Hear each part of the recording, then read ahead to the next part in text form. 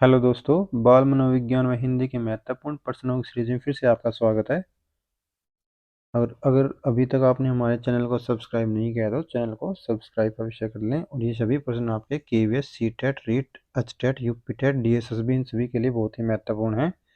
और आपके लिए एक खुशखबरी है, जल्दी आपको डीएसएसबी के थ्रू पीआरटी की जो प्राथमिक शिक्षक की जो भर्ती है वो देखने को मिलेगी दिल्ली के अंदर। तो आज का पहला प्रश्न है, आप एक अति सक्रिय बालक को कैसे सही दिशा में लाएंगे। ऑप्शन ए, अति सक्रिय बालक मतलब जो हमेशा एक्टिव रहता है कक्षा के दौरान। ठीक है, जब आप शिक्षण करा रहे होते हैं तो वो कभी कभार बाधा भी पहुंचा देता है शिक्षण के दौरान। ठीक है, तो उस समय उस अति सक्रिय बालक को आप कैसे सही दिशा में लेकर आएंगे। ऑप्शन ए है आपका, उसे पहली पंक्ति में बैठाएंगे तथा उस पर कड़ी नजर रखेंगे। ऑप्शन बी है, उसे कक्षा के कोने में बैठने की जगह निर्धारित करेंगे। ऑप्शन सी है, उसे शाम पट आदि साफ करने के काम देंगे। या डी, इनमें से कोई नहीं। देखो, ऑप्शन ए है आपका, उसे पहली पंक्ति में बैठाएंगे और उस पर कड़ी नजर रखेंगे। ये बात तो आपके लिए सही नहीं है, क्योंकि आप कड़ी नजर रखेंगे तो आप शिक्षण अच्छे से कैसे कर पाएंगे।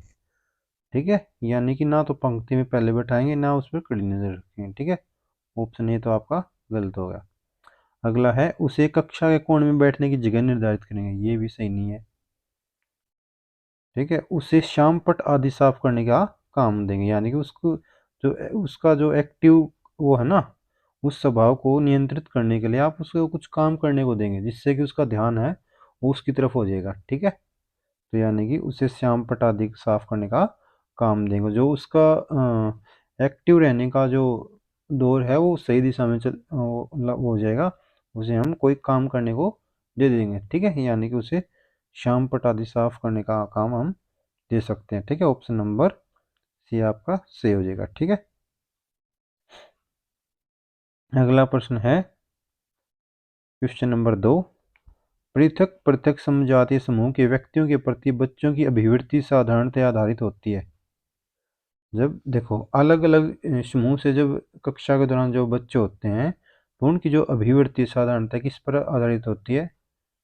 ऑप्शन ए, उनके अभिभावकों की चित्तवृत्ति पर, उनके समकक्षों की अभिवृत्ति पर, दूरदर्शन के प्रभाव पर, या उनके सहोदरों की अभिवृत्ति पर। देखो, पृथक पृथक समजाति समूह की जो अभिवृत्ति है ना, वो उसके इन्वायरमेंट और उसके जो रिलेटिव है ना, उसके जो माँ बाप हैं, उसके जो भाई बहन हैं, उनके ऊपर साधारणतः आधारित होती है। ठीक है, यानी कि ऑप्शन नंबर ये आपका सही हो जाएगा, उनके अभिभावकों की चित्तवृत्ति पर। ठीक है, ऑप्शन ये आपका सही हो जाएगा, उनके अभिभावकों की चित्तवृत्ति पर। ठीक है, क्योंकि जो बच्चा है उसके ऊपर इन्वायरमेंट का और उसके माँ बाप का, उसके भाई बहन का बहुत ही ज़्यादा प्रभाव पड़ता है। ठीक है, ऑप्शन नंबर आपका ए ठीक हो जाएगा। अगला प्रश्न है क्वेश्चन नंबर 3। आपको अपनी कक्षा में दो मंदबुद्धि बच्चों को बैठाने के लिए बोला गया है, तो आप ऑप्शन ए, उन्हें अपने विद्यार्थी के रूप में ग्रहण करने से इनकार कर देंगे।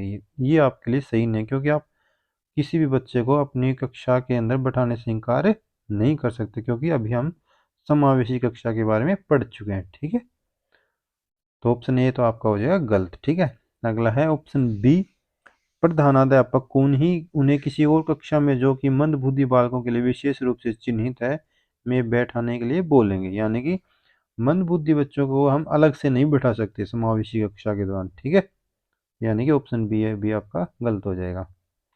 ऐसे विद्यार्थियों को सिखाने की तकनीक सीखेंगे। हाँ, ये सही हो जाएगा, क्योंकि जब ऐसे इस प्रकार के बच्चे आते हैं तो हम उनकी तकनीक को सीखेंगे उन्हें अच्छे से पढ़ाने के लिए। ठीक है, उनकी जो प्रतिभा है उनको बाहर निकालने के लिए।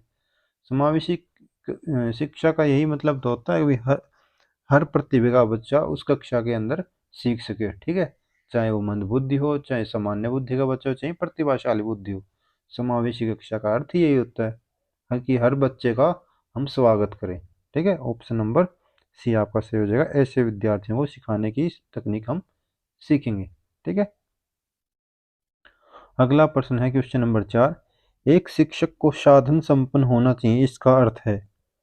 ऑप्शन ए, उनके पास पर्याप्त धन संपदा होनी चाहिए, उसे शिक्षण देने की जरूरत नहीं पड़े, यानी कि धन संपदा का इससे कोई मतलब नहीं। ऑप्शन ए तो आपका सही नहीं है। उनका अधिकारियों के उच्च स्तर से संपर्क होना चाहिए, इसका भी इससे कोई लेन देन नहीं है, ठीक है।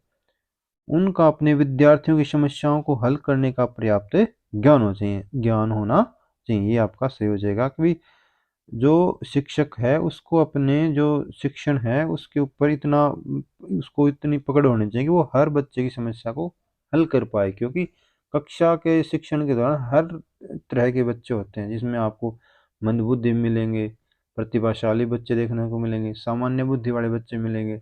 तो उनकी अलग अलग सोच होती है और अलग अलग ज्ञान होता है उनके अंदर। तो उसको और बच्चा जिज्ञासु तो होता ही है, तो उसको शांत करने के लिए आपको साधन संपन्न होना चाहिए, मतलब अपने जो शिक्षण है उस वो प्रभावशाली होनी चाहिए, ठीक है।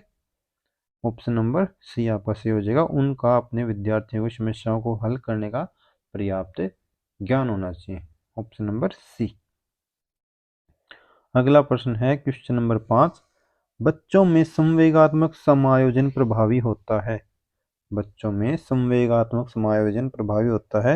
ऑप्शन ए कक्षा शिक्षण में, बी व्यक्तित्व निर्माण में, सी अनुशासन में, या डी इनमें से सभी। देखो, बच्चों में संवेगात्मक समायोजन यानी कि जो संवेग है उनके प्रति जो समायोजन प्रभावी होता है वो किस किस में होता है? कक्षा शिक्षण में, ये भी सही है आपका। व्यक्तित्व निर्माण में, ये भी ठीक है आपका। ऑप्शन सी अनुशासन में, ये भी सही है, ठीक है। यानी कि इनमें से सभी आपका आंसर हो जाएगा ऑप्शन नंबर डी, ठीक है। अगला प्रश्न है क्वेश्चन नंबर 6, कक्षा में विद्यार्थियों की रुचि बनाए रखने के लिए एक शिक्षक को उचित ऑप्शन ए श्यामपट्ट का प्रयोग करना चाहिए, ऑप्शन बी कहानी कहना चाहिए, सी चर्चा करना चाहिए, ऑप्शन डी प्रश्न पूछना चाहिए। तो इसमें से कौन सा सही हो जाएगा? ऑप्शन नंबर सी बी आपका सही हो जाएगा भाई, कहानी कहना चाहिए। मान लो जब आप पढ़ा रहे हो तो हर बच्चे का ध्यान नहीं बन पाता, ठीक है, और बच्चा मतलब नीरस ना हो जाए, इसके लिए हमें क्या करना चाहिए, बीच बीच में उस जो आप पढ़ा रहे हो विषय से संबंधित कुछ कहानी के तौर के ऊपर भी आप उसको प्रयोग में ला सकते हैं कि बच्चे का जो ध्यान है वो पढ़ाई के अंदर रहे, जो आप शिक्षण करवा रहे हैं उसके अंदर रहे, ठीक है। तो इसलिए जो आपका शिक्षण है वो नीरसता से ग्रसित ना हो जाए, इसके लिए हमें ये करना चाहिए कि जो कहानी है उसका भी हम प्रयोग कर सकते हैं, कहानी विधि का, ठीक है। ऑप्शन नंबर बी आपका सही हो जाएगा, कहानी कहना, ठीक है। इस विधि का प्रयोग हम कर सकते हैं जिससे कि विद्यार्थियों की रुचि उसमें शिक्षण में बनी रहे, ठीक है। अगला प्रश्न है क्वेश्चन नंबर 7, विद्यार्थियों को विद्यालय में खेलना क्यों उचित है? जब मान लो, और अब तो है ना अलग से पीरियड होता है ना खेल का, तो खेल इतना महत्वपूर्ण विद्यालय में बच्चों के लिए क्यों है? तो ऑप्शन ए, यह उन्हें शारीरिक रूप से सशक्त बनाएगा। ये बात तो सही है, शारीरिक रूप से तो सशक्त बनाता है। ऑप्शन बी, यह शिक्षकों के लिए काम आसान करेगा। ये बात नहीं सही आपकी। यह समय बिताने में सहायक होगा, ये भी सही नहीं है। यह सहयोग एवं शारीरिक संतुलन का विकास करेगा, ये आपका ऑप्शन नंबर डी सही हो जाएगा, ठीक है। यह सहयोग एवं शारीरिक संतुलन का विकास करेगा, जिसमें कि उसका बच्चे का मानसिक विकास भी होता है, शारीरिक विकास भी होता है, संवेगात्मक विकास भी होता है, और सहयोग यानी कि बच्चा हर बच्चे के संपर्क में आता है ना, अलग अलग बच्चों के संपर्क में भी तो आता है खेल के दौरान, ठीक है। तो यानी कि इसे सहयोग एवं शारीरिक संतुलन का विकास करता है, ठीक है। ऑप्शन नंबर डी सही हो जाएगा। अगला क्वेश्चन है, परिवार एक साधन है। ऑप्शन ए आपका अनौपचारिक शिक्षा का, ऑप्शन बी है औपचारिक शिक्षा का, सी है आपका गैर औपचारिक शिक्षा का, या डी दूरस्थ शिक्षा का। तो परिवार आपका साधन है अनौपचारिक शिक्षा का, और स्कूल है आपका औपचारिक शिक्षा का, ठीक है। ऑप्शन नंबर ए ठीक हो जाएगा। अगला प्रश्न है क्वेश्चन नंबर 9, एक शिक्षक विद्यार्थियों में सामाजिक मूल्यों को विकसित कर सकता है। मान लो बच्चों को सामाजिक मूल्यों के प्रति आपको सजग करना है, तो वो आप कैसे कर पाओगे? ऑप्शन ए भाई, महान व्यक्तियों के बारे में बोलकर, यानी कि आप महान व्यक्तियों के बारे में बताकर बच्चों को सजग कर पाओगे। या ऑप्शन बी है आपका, अनुशासन की अनुभूति को विकसित करके, या अनुशासन की अनुभूति आप उनके अंदर जगाएंगे। या सी है आदर्श रूप से बर्ताव कर, या डी उन्हें अच्छी कहानियां सुनाकर। देखो, सबसे महत्वपूर्ण बात यही रहेगी भी आप उनके आगे एक आदर्श के रूप में अपने व्यक्तित्व को रखें। ठीक है, यानी कि ऑप्शन नंबर सी सही हो जाएगा। अभी आदर्श रूप से बर्ताव करके, क्योंकि बच्चा एक शिक्षक का ही अनुकरण करता है। ठीक है, उसके व्यक्तित्व को ही देखता है बच्चा, क्योंकि ज़्यादा समय है बच्चा स्कूल के अंदर ही बिताता है अपना। ठीक है, तो इसलिए जो आदर्श के रूप में बर्ताव एक शिक्षक को करना चाहिए बच्चों के साथ, और वही उसको बच्चे हैं उसी से सीखते हैं। ऑप्शन नंबर सी आपका सही हो जाएगा, आदर्श रूप से बर्ताव करके। अगला प्रश्न है क्वेश्चन नंबर 10। एक शिक्षक के लिए सबसे महत्वपूर्ण क्या है? ऑप्शन ए कक्षा में अनुशासन बनाए रखना, बी कक्षा में समयानुवर्ती होना, सी विद्यार्थियों की कठिनाइयों को दूर करना, एक सुवक्ता होना। देखो, कक्षा में अनुशासन बनाए रखना ये बात कुछ हद तक भी सही है, लेकिन इसके लिए सही नहीं है, उपयुक्त नहीं है। ठीक है, कक्षा में समयानुवर्ती होना ये भी सही नहीं है आपका। विद्यार्थियों की कठिनाइयों को दूर करना, यानी कि ये आपका ऑप्शन नंबर सी सही हो जाएगा भाई। एक शिक्षक के लिए सबसे महत्वपूर्ण बात ना तो अनुशासन होगी, ना समयानुवर्ती होगी, या वो जो बच्चे हैं ना वो इम्पोर्टेंट है, यानी कि विद्यार्थियों के जो कठिनाई आ रही है ना उनको दूर करना एक शिक्षक के लिए बहुत ही महत्वपूर्ण हो जाता है। ठीक है, क्योंकि सारा शिक्षा है वो उन्हीं के इर्द गिर्द घूमती है। ऑप्शन नंबर सी आपका सही हो जाएगा। अगला प्रश्न है क्वेश्चन नंबर 11। वह स्तर जिसमें बच्चा किसी वस्तु एवं घटना के बारे में तार्किक रूप से सोचना है वो शुरू कर देता है, तो वह कहा जाता है। ऑप्शन ए संवेदन प्रणोद अवस्था, बी औपचारिक क्रियात्मक अवस्था, सी पूर्व क्रियात्मक अवस्था, या डी मूर्त क्रियात्मक अवस्था।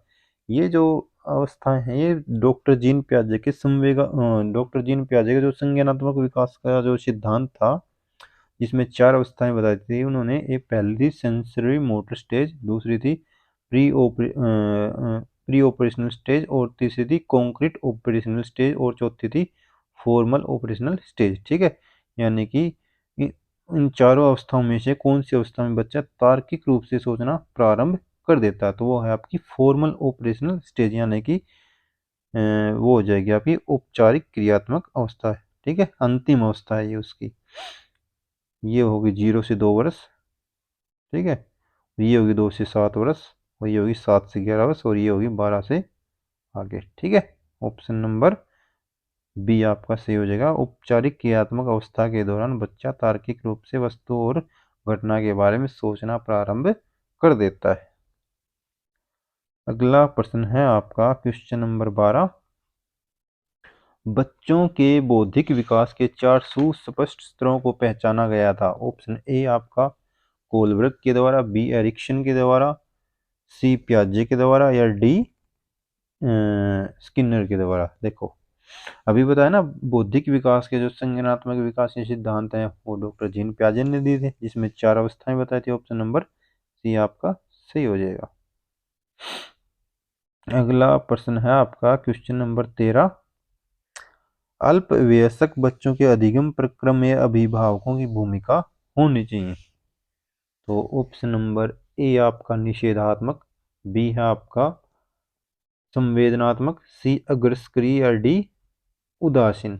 ठीक है, तो यहाँ अल्पवयस्क यानी कि जो किशोरावस्था में है ना बच्चे, तो उनके प्रति आपकी अभिभावकों की भूमिका कैसी होगी? तो वो होनी चाहिए आपकी संवेदनात्मक। ठीक है, क्योंकि उस समय बच्चा तूफान की काल में होता ना।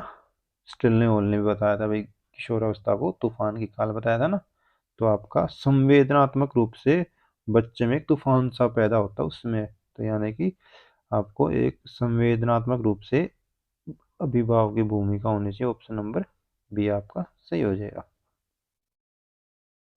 अगला प्रश्न है क्वेश्चन नंबर 14।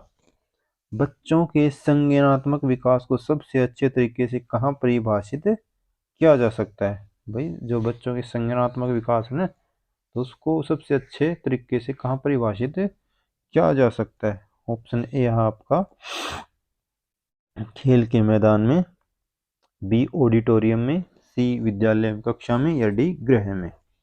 तो देखो, संज्ञानात्मक विकास में आपका तार्किक शक्ति भी होगी, ठीक है, संवेग भी हो गए आपके, सोचने की शक्ति भी होगी, शिक्षण विधियां भी होगी, चयन भी हो गया, आयोजन भी होगा, उसकी क्रियाएं भी होगी, उसके अनुभव भी होंगे। तो ये सारी चीजें, और भाषा भी होगी, ये सारी चीजें आपकी आती हैं विद्यालय और कक्षा में, ठीक है। यहाँ आप बच्चे को अच्छी तरह से परिभाषित कर पाएंगे इन चीजों के बारे में, ठीक है। ऑप्शन नंबर सी आपका सही हो जाएगा। अगला प्रश्न है क्वेश्चन नंबर 15। खालिस्तान को अनुप्रेरित शिक्षण के एक संकेत के रूप में विवेचित किया जाता है। तो यहाँ खालिस्तान को बढ़ना है।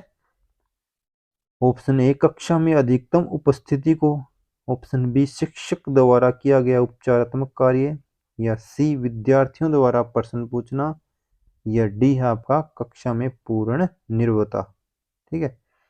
देखो, अनुप्रेरित शिक्षण तो कौन सी होगी, वो भाई एक्टिवनेस हो, एक्टिव हो बच्चा, यानी कि विद्यार्थियों द्वारा प्रश्न पूछना को अनुप्रेरित शिक्षण के संकेत के रूप में विवेचित किया जाता है। यानी कि वो एक प्रजातांत्रिक वातावरण होता है जिसमें बच्चा भाई प्रश्न पूछते हैं विद्यार्थी, भाई वही तो हुआ ना, तभी तो सीखने का कुछ वो हुआ, तभी तो हम ये कह पाएंगे भाई हाँ बच्चे सक्रिय हैं, तो इसका मतलब बच्चे भी अच्छे से शिक्षण के अंदर भागीदारी अपनी निभा रहे हैं। यानी कि ऑप्शन नंबर सी आपका सही हो जाएगा, विद्यार्थियों द्वारा प्रश्न पूछना, ठीक है, तभी एक शिक्षक का जो शिक्षण है वो सफल हो पाता है। ऑप्शन नंबर सी।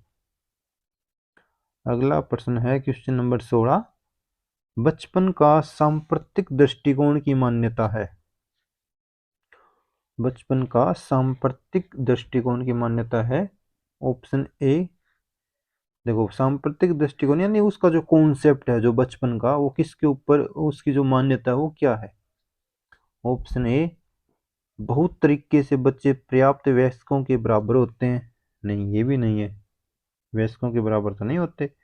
बच्चों को युवा पर्याप्त वयस्कों के रूप में अच्छा माना जाता है। नहीं, ये भी सही नहीं है। बचपन आधारित रूप से प्रतीक्षावधि है। ये भी नहीं है।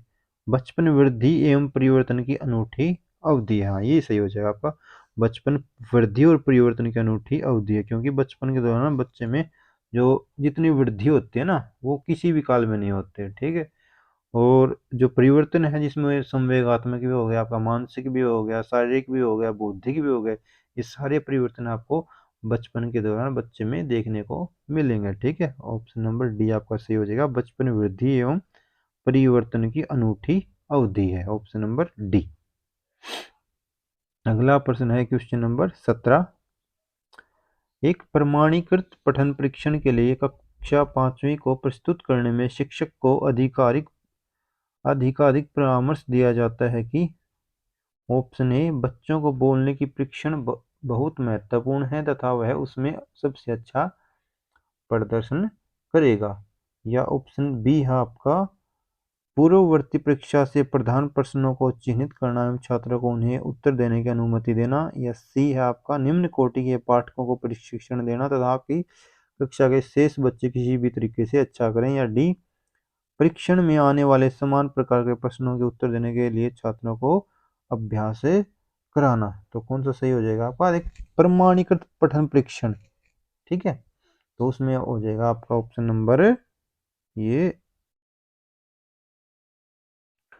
तो एक प्रमाणीकृत पठन परीक्षण में आपको परीक्षण में आने वाले समान प्रकार के प्रश्नों के उत्तर देने के लिए छात्रों को अभ्यास कराना, ठीक है, और कराते भी हैं भी।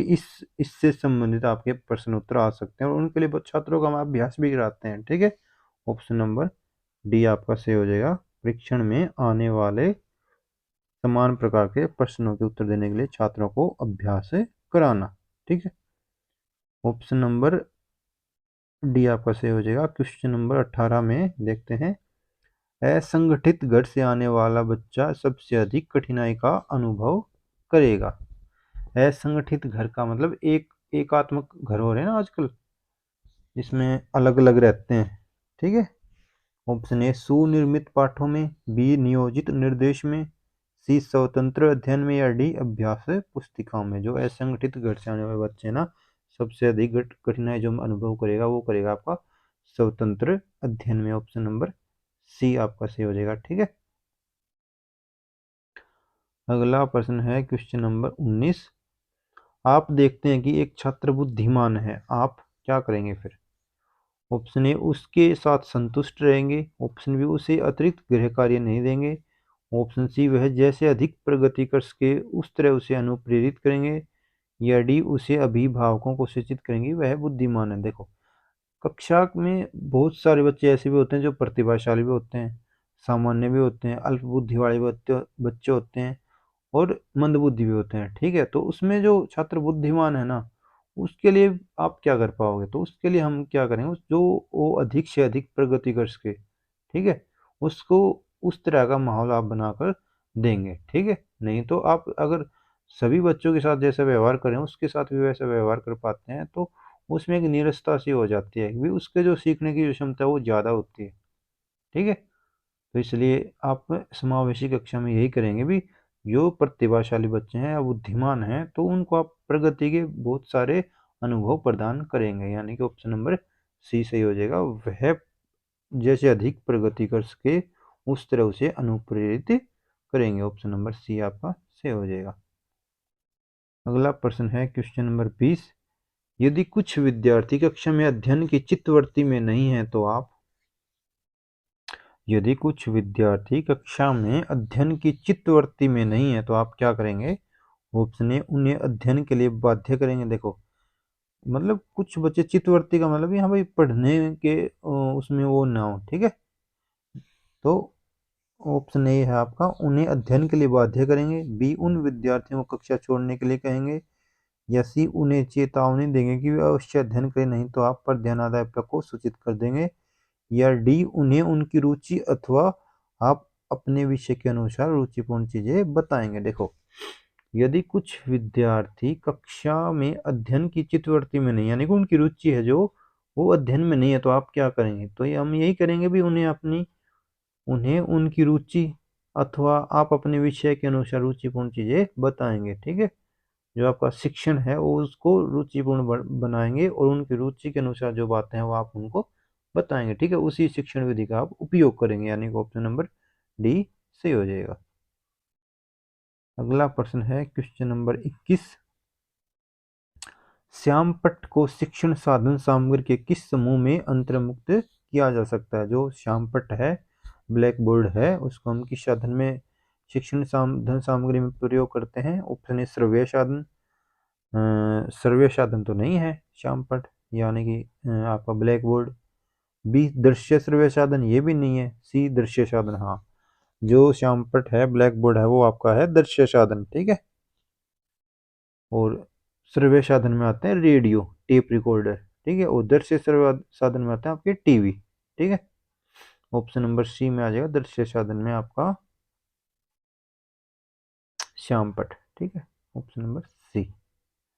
अगला प्रश्न है क्वेश्चन नंबर 22। निम्न में से कौन शिक्षण कुशलता से संबंधित है? भाई शिक्षण जी की जो कुशलता है ना उससे संबंधित जो बातें हैं एक शिक्षक के लिए वो कौन कौन सी हैं?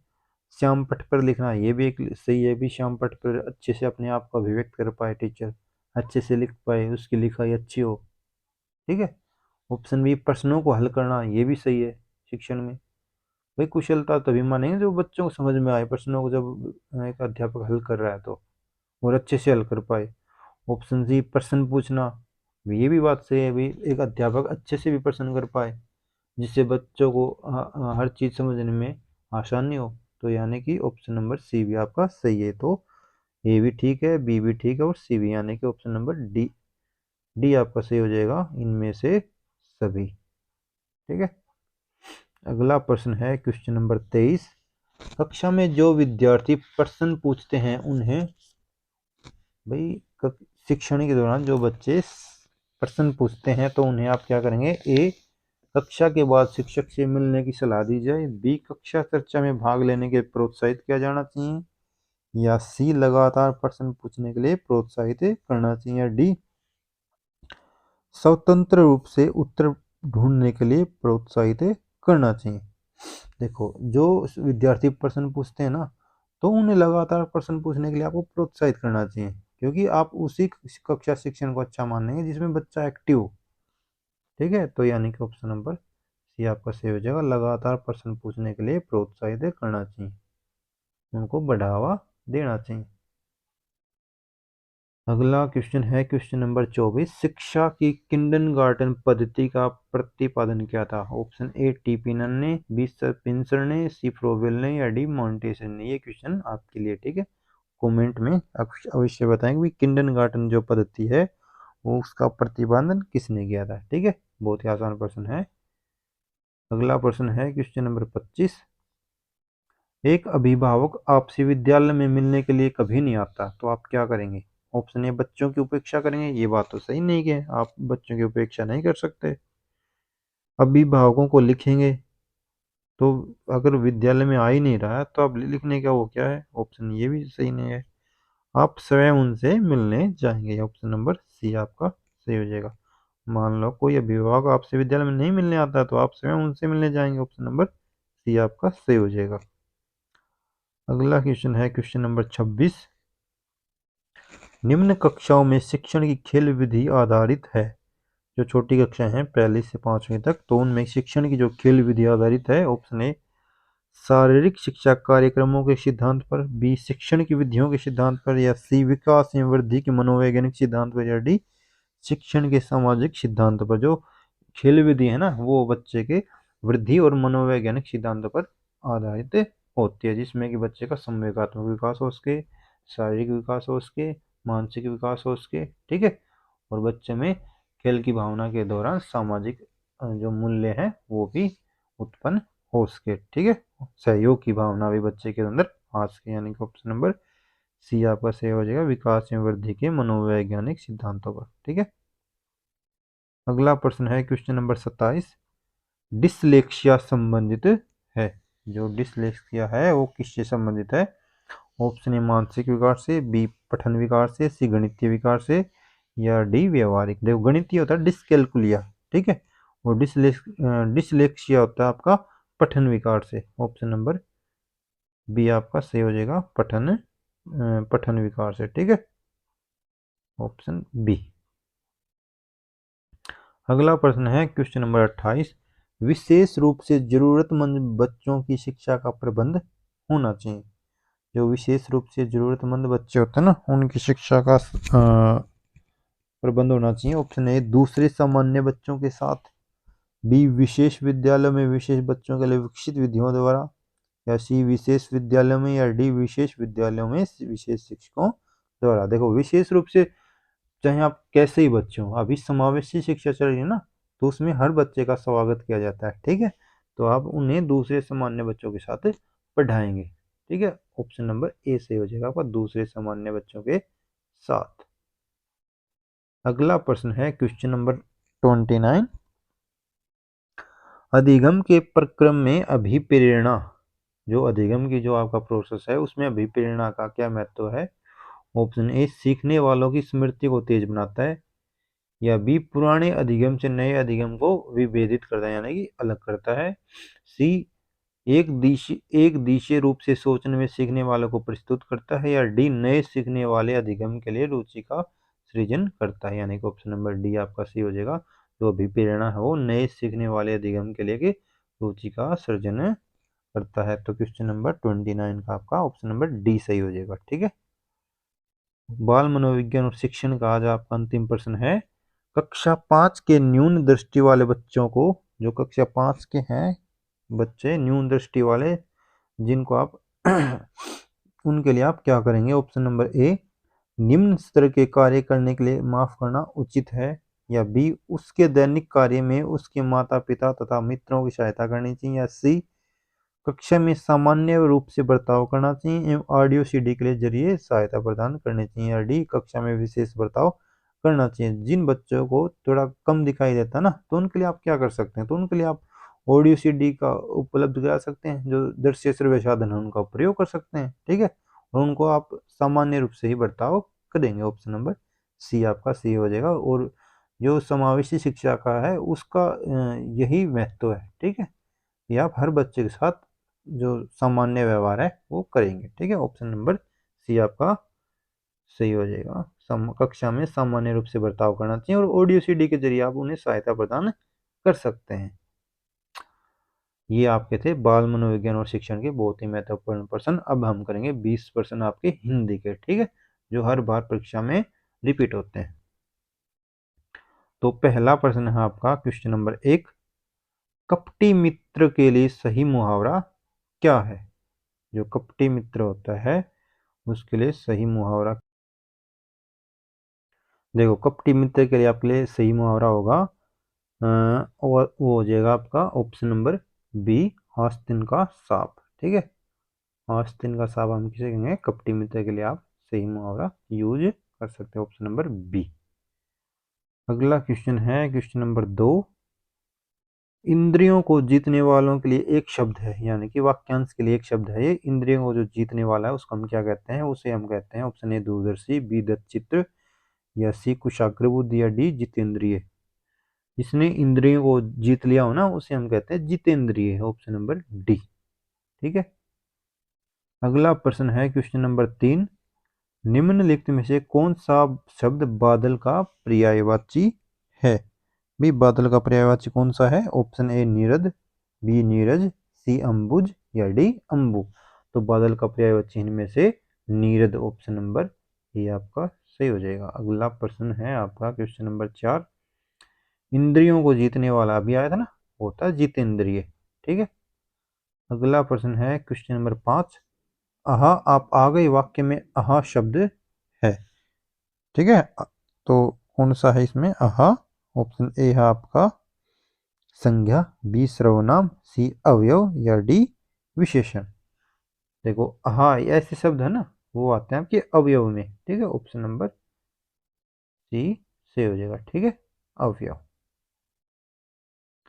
देखो ये वाला आहा, ठीक है, तो ये है आपका अवयव। अगला क्वेश्चन है क्वेश्चन नंबर 6, निम्नलिखित में से पुल्लिंग शब्द कौन सा है? हमें पुल्लिंग बताना है। ठीक है, तो देखो ऑप्शन ए नदी, ये भी आपका स्त्रीलिंग है, बी इलायची, ये भी स्त्रीलिंग है, और सी पानी, ये आपका पुल्लिंग शब्द है। ठीक है, ऑप्शन नंबर सी। डी ये भी स्त्रीलिंग है, देखो प्यास लगी हुई है। ठीक है, ये ऐसे थोड़ी बोलते हैं प्यास लगा हुआ है, यानी कि ये स्त्रीलिंग है। ठीक है, और पानी देखो मान लो शब्द में बोलते हैं हम पानी को, देखो वाक्य में पानी पीना है, हम पानी पीनी है थोड़ी बोलते हैं। तो ये आप शब्दों को बोल के देख लिया करो। ठीक है, जब स्त्रीलिंग और पुल्लिंग का कोई ऐसा क्वेश्चन आ जाए, देखो इन चारों ऑप्शन को बोल के देखते हैं तभी आपको पता चले। देखो नदी बहती है, तो यानी कि स्त्रीलिंग है, नदी बहता है, ये ऐसे थोड़ी कहते हैं। तो यानी कि ऑप्शन नंबर सी आपका सही हो जाएगा, पानी। अगला क्वेश्चन है क्वेश्चन नंबर 7, पवन का संधि विच्छेद है। तो पवन का संधि विच्छेद है option A, option B, option C, या ऑप्शन डी। तो पवन का हो जाएगा पोजमा अन, ऑप्शन नंबर बी आपका सही हो जाएगा, पोजमा अन। अगला प्रश्न है क्वेश्चन नंबर 8, घुमक्कड़ में प्रत्यय है। घुमक्कड़ में कौन सा प्रत्यय है? ऑप्शन ए, बी, सी, या डी। तो सबसे पहले देखो प्रत्यय हमेशा पीछे लगता है शब्द के, और उपसर्ग हमेशा शब्द के आगे लगता है। तो घुमक्कड़ में है ऑप्शन नंबर सी, अक्कड़ प्रत्यय। ठीक है, अगला प्रश्न है क्वेश्चन नंबर 9, डिबिया में प्रत्यय है। तो डिबिया में कौन सा प्रत्यय है? ऑप्शन ए, बी, सी, या डी। देखो डिबिया में है प्रत्यय आपका इया, डिबिया, इया है ना, ऑप्शन बोल के देख लिया करो। ठीक है, इया, ऑप्शन नंबर ए। अगला क्वेश्चन है क्वेश्चन नंबर 10, भिक्षुक में प्रत्यय है। ऑप्शन ए, बी उक, सी उ, या डी अक। तो आपका भिक्षुक, उक की आवाज आ रही है ना, तो ऑप्शन नंबर बी आपका सही हो जाएगा, उक, भिक्षुक। अगला प्रश्न है क्वेश्चन नंबर 11, शुद्ध शब्द का चयन करना, हमने शुद्ध शब्द का चयन कीजिए। आनुषंगिक है ना, तो उसके लिए हमें सही शब्द बताना है। ऑप्शन ए, बी, सी या डी। तो ऑप्शन नंबर ए आपका सही हो जाएगा। ये आपकी शुद्ध वर्तनी है, ठीक है, आनुषंगिक। अगला प्रश्न है, शुद्ध शब्द का इसमें भी चयन करना है। अंताक्षरी में आपको कौन सा सही शब्द रहेगा अंताक्षरी के लिए? ऑप्शन ए, बी, सी या डी। तो ये हो जाएगा आपका ऑप्शन नंबर बी, अंत्याक्षरी। ये वाला शब्द है वो सही है, ठीक है, अंत्याक्षरी का। अगला भी यही क्वेश्चन है, शुद्ध शब्द का चयन करना हमें। सुषमा है ना, तो इसमें सही आंसर कौन सा हो जाएगा आपका? ऑप्शन ए, बी, सी या डी। तो ऑप्शन नंबर ए आपका सही हो जाएगा, सुषमा। अगला प्रश्न है क्वेश्चन नंबर 14, हमें कारक बताना है। बिल्ली छत से कूद पड़ी, यानी कि किसी चीज से अलग होना, वो होता है अपादान में, ठीक है, क्वेश्चन नंबर 14 का। तो इसमें कौन सा आ जाएगा? अलग हो रहा ना, अपादान का ही मतलब होता है से अलग होना, तो यानी कि ऑप्शन नंबर डी आपका सही हो जाएगा क्वेश्चन नंबर 14 का, ठीक है। अगला क्वेश्चन है क्वेश्चन नंबर 16, वाक्यांश के लिए एक शब्द है जो युद्ध में स्थिर रहता है, तो उसे हम क्या कहेंगे? जो युद्ध में स्थिर रहे, उसके लिए एक शब्द है युधिष्ठिर, ठीक है, ऑप्शन नंबर बी। अगला क्वेश्चन है क्वेश्चन नंबर 16, जो शैव किसे कहते हैं हम? शैव जो शिव की उपासना करता है ना, तो इसे हम शैव कहते हैं, ठीक है, ऑप्शन नंबर बी आपका सही हो जाएगा, जो शिव की उपासना करता है। अगला प्रश्न है क्वेश्चन नंबर 17, वाचाल कहते हैं, वाचाल किसे कहते हैं हम? क्वेश्चन नंबर 17 का ऑप्शन ए, जो जल्दी चलता हो, जो बहुत बोलता हो, सी, जिसका चाल ठीक ना हो, या डो अगला डी है, जो चुप रहता हो। वाचाल कहेंगे जो अत्यधिक बोलता हो, यानी कि जो बहुत बोलता हो, ऑप्शन नंबर बी। अगला क्वेश्चन है क्वेश्चन नंबर 18, धीरे धीरे, यानी कि श्याम धीरे धीरे चलता है, धीरे धीरे शब्द है, ऑप्शन ए क्रिया, बी विशेषण, सी क्रिया विशेषण या डी इनमें से कोई नहीं। तो आपका धीरे धीरे शब्द है वो है क्रिया विशेषण, ऑप्शन नंबर सी। अगला क्वेश्चन है आपका क्वेश्चन नंबर 19, आकाश पाताल के बीच लगने वाला चिन्ह है, आकाश और पाताल के बीच में जो चिन्ह लगा हुआ ना, तो ये वाला, तो ये कौन सा चिन्ह है? ऑप्शन ए, अल्प विराम, बी विस्मयादिबोधक, सी योजक चिन्ह या डी उद्धरण चिन्ह। तो ये है आपका ऑप्शन नंबर सी, योजक चिन्ह, दोनों को जोड़ता है ना, आकाश और पाताल को, तो ये होगा आपका योजक, जोड़ने वाला, ठीक है, ऑप्शन नंबर सी। ये है आज आपका अंतिम प्रश्न हिंदी का।